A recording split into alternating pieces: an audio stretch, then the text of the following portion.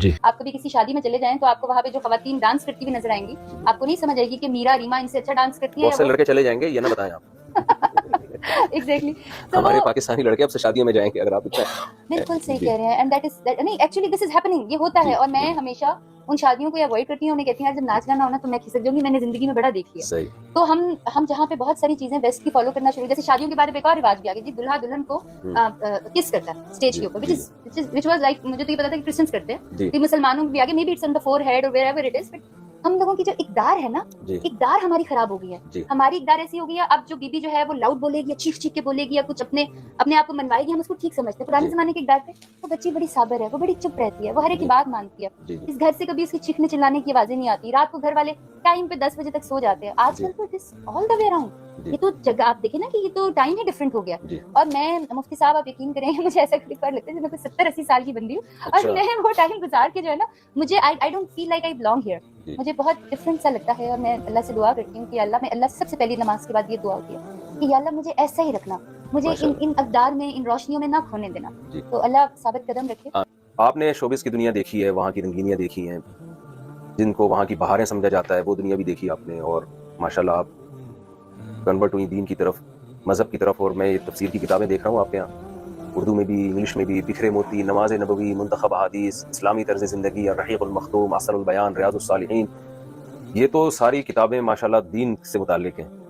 تو آپ لڑکیوں کو جو لبرلزم, ماڈرنزم کی طرف جا رہی ہیں, جنہیں اس دنیا میں ایک عیاشی اور ایک بہترین فیوچر نظر آ رہا ہے, آپ نے دونوں دنیا دیکھی. میرا آپ کے پاس آنے کا بڑا مقصد بھی یہی ہے. میں اگر ممبر پہ ایک بات کرتا ہوں تو لوگ کہہ سکتے ہیں مصعب آپ کو ماڈرنزم کا کیا پتا, آپ ذرا آؤ اس دنیا کو دیکھو تو پتہ چلے نا. تو آپ لوگوں نے تو وہ ہے نا, وہ غالب کا شعر ہے کہ ہائے کم بخت نے چکی نہیں. مجھے شعر اکثر ایک ہی مصرع آتا ہے جو مطلب کا ہوتا ہے, ٹھیک ہے, تو وہ کہیں گے کہ آپ کو کیا پتا ہے شراب کا مزہ کیا ہے. ہماری بات کو لوگ اس طرح سے دیکھتے ہیں, لیکن آپ نے دونوں دنیاؤں کو دیکھا ہے, اس زندگی کو بھی دیکھا ہے, اس زندگی کو بھی دیکھا.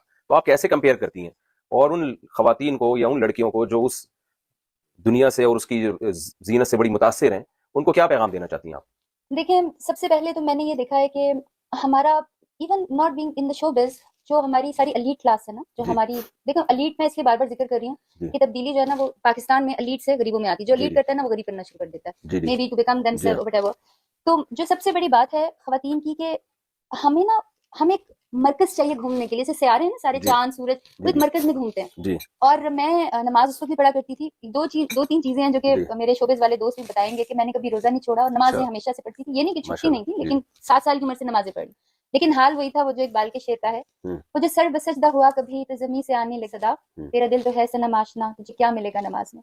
تو بڑا ایسا تھا کہ میں نماز بھی پڑھ رہی ہوں تو دنیا میں گم ہوں نہیں سمجھ آتی تھی مجھے, لیکن میں بے چین ہوتی تھی. میں کہتی تھی اتنا پیسہ آ گیا, اتنا فیم مل گیا, اتنی ٹریولنگ, آدھی دنیا میں نے گھوم لی, سارا کچھ دیکھیا, ناؤ وٹ, اس کے بعد کیا؟